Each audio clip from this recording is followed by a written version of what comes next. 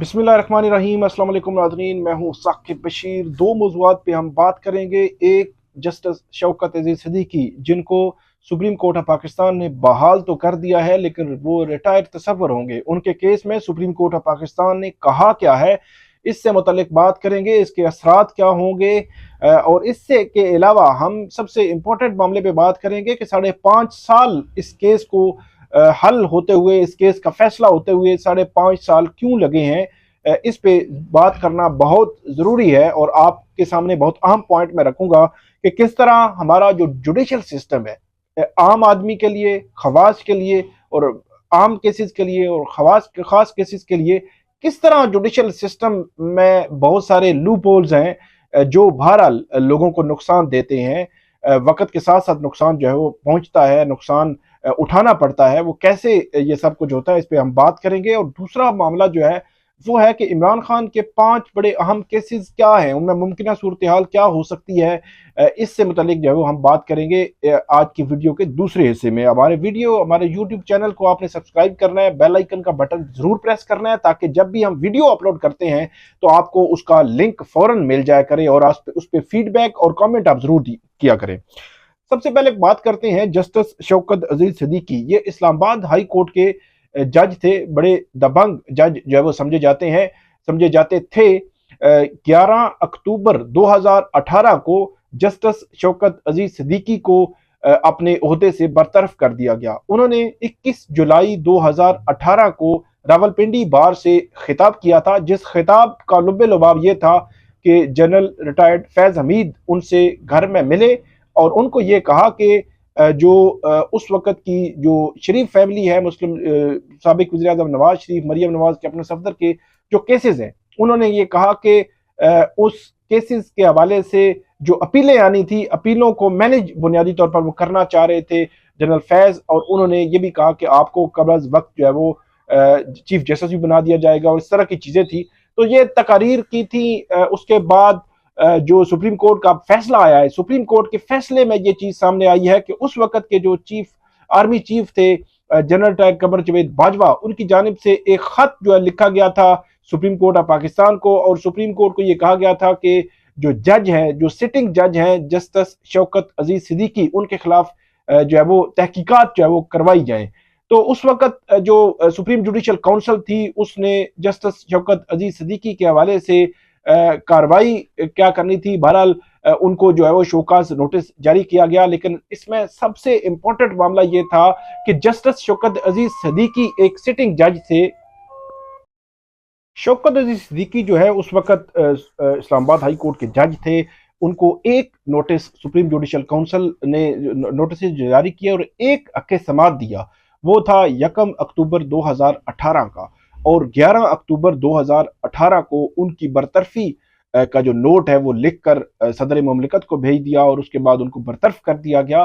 तो supreme court ने supreme judicial council का 11 अक्टूबर 2018 का फैसला कलअदम करार दिया है और उसमें बुनियादी वजह यह बताई गई है कि जो फेयर ट्रायल था, ड्यू प्रोसेस और फेयर ट्रायल, ये आइन में जो है वो हक दिया गया है कि किसी पर भी कोई भी इल्जाम हो तो उसको ड्यू प्रोसेस मिलना जरूरी है, फेयर ट्रायल मिलना जरूरी है, उसको हक़ समाअत देना जरूरी है। वो जस्टिस शौकत अजीज सिद्दीकी को नहीं दिया गया। और ये इस मामले में मेरा ये ख्याल है कि एक खौफनाक किस्म का ट्रेंड इस तरह था कि हाई कोर्ट का एक सिटिंग जज, हाई कोर्ट के जजेस के पास बहुत सारे अहम नोयत के पॉलिटिकल केसेस भी, हसास नोयत के केसेस भी आ रहे होते हैं और बड़ी बड़ी कंपनीज के केसेस भी आ रहे होते हैं, मुख्तलिफ किस्म के केसेस होते हैं। अगर किसी भी जज के खिलाफ कोई भी कंप्लेंट कभी भी आ जाए तो उस जज को बगैर सुने, बगैर उसको हक़ समाअत दिए और उसको उसके खिलाफ अगर फैसला कर दिया जाए, बरतरफ कर दिया जाए, और उसका बरतरफी 11 अक्टूबर 2018 को होती है और उनकी जो रिटायरमेंट की तारीख थी वो 30 जून 2021 थी।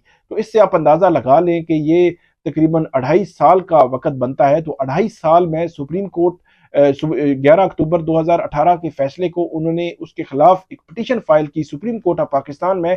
तो 2.5 साल में सुप्रीम कोर्ट उसको डिसाइड नहीं कर सकी। 30 जून 2021 को जो रिटायरमेंट की तारीख थी, जो एज थी, उम्र थी जस्टिस शौकत अजीज सिद्दीकी की, वो पूरी हो गई। और उसके बाद 30 जून 2021 के बाद भी ये केस जो कंक्लूड नहीं हो सका और अब जाकर जो है वो 22 मार्च 2024 को इस केस का फैसला आया है। तो ये एक लम्हा फिक्रिया है। वो क्यों लम्हा फिक्रिया है? सुप्रीम कोर्ट कहती है कि सुप्रीम जुडिशियल काउंसिल, जिसमें सुप्रीम कोर्ट के चीफ जस्टिस समेत सुप्रीम कोर्ट के सीनियर जजेस मौजूद होते हैं, और जो फेयर ट्रायल वाला जो मामला है, ड्यू प्रोसेस का जो मामला है, वो तो एक सिविल कोर्ट से लेकर सेशन कोर्ट, हाई कोर्ट, एक आम से आम मुलजिम का भी हक होता है। तो अगर एक हाई कोर्ट के जज को आप हटा रहे हैं, एक सिटिंग जज है, अपनी अदलिया से उसको हटा रहे हैं, उसको फारिग कर रहे हैं, बरतरफ कर रहे हैं, उसकी पूरी एक लाइफ उस पे एक स्टिग्मा आप लगा रहे हैं, तो उसको अगर आप ड्यू प्रोसेस अगर नहीं देंगे तो ये एक बहुत बड़ा सवालिया निशान अदलिया पर भी छोड़ा गया है। और 11 अक्टूबर 2018 का जो फैसला था, उस वक्त के चीफ जस्टिस आकिब निसार जो थे, तो उनके जो साथी थे, जो सीनियर जजेस थे, उन्होंने जो फैसला दिया, क्या वो फैसला आंखें बंद करके दिया गया? क्या वो फैसला प्रेशर में दिया गया? क्या वो फैसला कोई स्कोर सेटल करने के लिए दिया गया कि जस्टिस शौकत अली सिद्दीकी को हटाना ही हटाना है? तो ये बहुत सवाल, अहम और सीरियस नोयत के सवालात ये फैसला बहरहाल छोड़ गया है। इसमें जस्टिस शौकत अली सिद्दीकी जो है, उन्होंने कहा है कि 30 जून 2021 से वो रिटायर तस्वर होंगे, क्योंकि उनकी रिटायरमेंट की तारीख गुजर चुकी है। तो अब उनको एक तो बतौर जज, जो साबिक जज होता है, कि साबिक justice Shaukat Ali Siddiqui, justice retired Shaukat Ali Siddiqui उनके नाम के साथ लिखा जाएगा, क्योंकि पहले वो जब बरतरफ हुए थे तो ये नाम के साथ नहीं लिखा जा सकता। तो अब जो है वो बहाल हो गया है। दूसरा, उनको जो पेंशन और बेनिफिट्स हैं वो सारे उनको मिलेंगे, ये कहा है सुप्रीम कोर्ट ऑफ पाकिस्तान ने। लेकिन उनके हक में ये फैसला ये हुआ है कि वो फैसला दुरुस्त नहीं था 11 अक्टूबर का। तो ये ओवरऑल एक सिनेरियो है जस्टिस शौकत अली सिद्दीकी के केस में।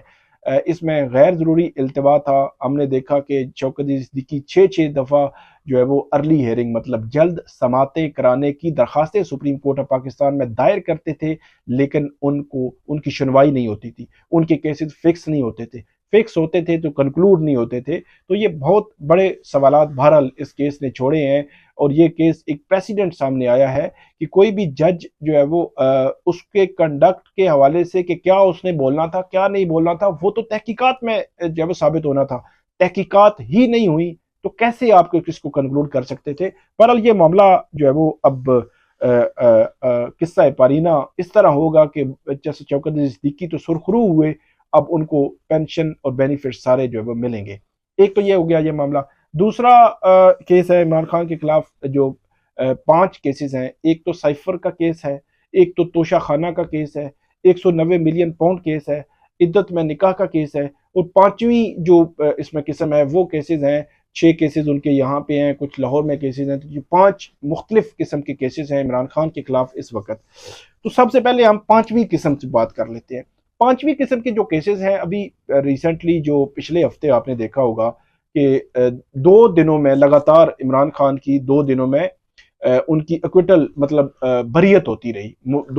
तकरीबन एक दिन 2 केसेस में हुई और एक दिन 3 केसेस में हुई, तो 5 केसेस में बरियत हुई। तो ये कुछ लोग कहते हैं कि ये जो है वो अब बेनिफिट मिलना शुरू हो गया है, कुछ लोग कहते हैं कि रिलीफ मिलना शुरू हो गया है। मेरी नज़र में ये फेक और फ्रिवलेस किस्म के केसेस थे कि 100 दफ़ा 144 की खिलाफ वर्जी हो गई है। कहाँ पे हुई है जी? इस्लामाबाद में, और इमरान खान लाहौर में बैठा हुआ है, तो उनके टॉप पे उनका नाम आ गया है जी। एक दिन में 6 FIR हुई हैं और 6 के 6 FIR में इमरान खान का नाम है। तो ये जो केसेस होते हैं, इन केसेस में कभी ना कभी इनको इसी तरह अंजाम पे पहुंचना होता है। तो क्या हुआ, इनमें फिर अब एक्विटल होना शुरू होगी। जो आज एक दफ़ा 144 वाले दर्ज हो रहे हैं, उनमें 6 महीने बाद एक्विटल होना शुरू हो जाएगी। ये बुनियादी तौर पर केसेस इसी तरह ही होते हैं। इन केसेस में अब ये कहे कि रिलीफ मिलना शुरू हो गया, ये मैं नहीं मानता। ये एक रूटीन का मामला है। अब दूसरी नोयत का जो केसेस हैं वो है 5 केसेस हैं, उनमें 190 मिलियन पाउंड केस है। उस पे आइंदा हफ्ते उसकी जो जमानत की दरखास्त है इमरान खान की, उस पे इस्लामाबाद हाई कोर्ट के चीफ जस्टिस आमिर फारूक और जस्टिस तारिक महमूद जहांगीरी समाअत करने जा रहे हैं।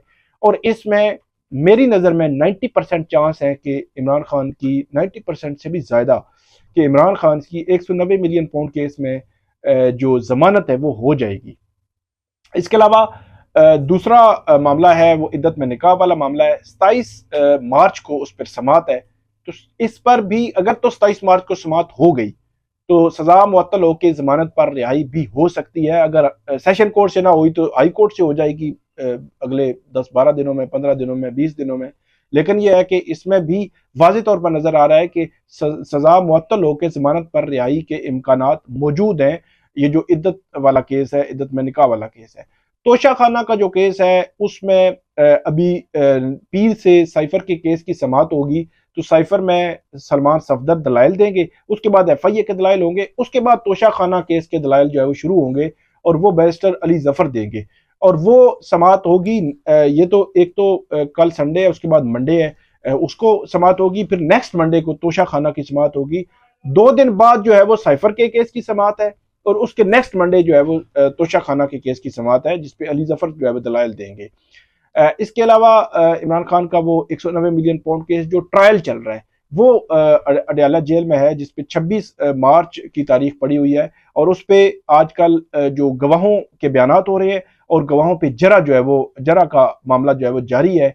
वो केस भी तेजी से आगे बढ़ रहा है, लेकिन क्या कंक्लूड होगा या नहीं होगा ये कबल अज वक्त है, क्योंकि वीकली एक समाअत जो है वो हो रही है अब उस केस में। तो मतलब महीने की तकरीबन 4 समातें हो रही हैं 190 मिलियन पाउंड केस की। वो केस किस तरह आगे बढ़ेगा, कंक्लूड होता तो बहुत जल्दी नजर नहीं आता। 6 जमानत की दरखास्तें हैं एडिशनल सेशन जज ताहिर अब्बास सपरा के पास इमरान खान की। उन जमानतों में भी वो जमानतें कबल अज गिरफ्तारी की है, एक बुशरा बीबी की है, उस वो जमानतें भी कंफर्म ही होनी है, उसमें कोई दो राय नहीं है। तो वो जब भी होगी इमरान खान और बुशरा बीबी की सिर्फ हाजिरी लगनी है और वो जमानतें कंफर्म हो जाएंगी, कोई दो राय नहीं है। लाहौर में कुछ जमानतें हैं, उनके हवाले से अभी कुछ कहना कबल अज वक्त है कि उनका फेट क्या होगा। तो ये ओवरऑल जो इमरान खान के खिलाफ इस वक्त केसेस हैं उनमें जो मुमकिन सूरत हाल है वो मैंने आपके सामने रखी है।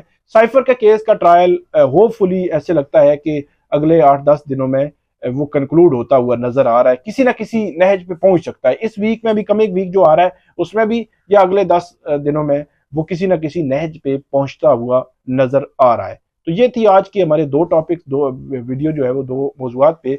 उम्मीद है आपको पसंद आएगी। हमारा यूट्यूब चैनल सब्सक्राइब करें, बेल आइकन का बटन प्रेस करें ताकि आपको हमारी वीडियोस जो है वो फौरन मिल जाया करें और फीडबैक और कमेंट देना आपने जरूर भूलना नहीं है। बहुत शुक्रिया।